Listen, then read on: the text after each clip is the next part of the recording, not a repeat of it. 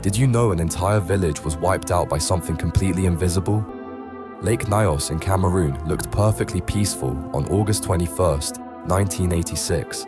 For decades, this volcanic crater lake had been quietly collecting carbon dioxide deep beneath its surface, a deadly trap waiting to spring. That night, something triggered the lake to release everything at once. 1.6 million tons of carbon dioxide exploded upward in a massive invisible cloud. The gas rolled silently across 16 miles, heavier than air, pushing out all oxygen. People collapsed mid-conversation. Entire families died in their sleep. Cattle dropped instantly where they stood. When rescue teams arrived the next morning, they found complete silence. 1,700 people dead, thousands of animals lifeless.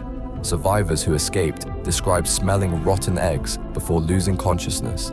Nature had created the perfect invisible weapon of mass destruction, a lake that killed without making a sound.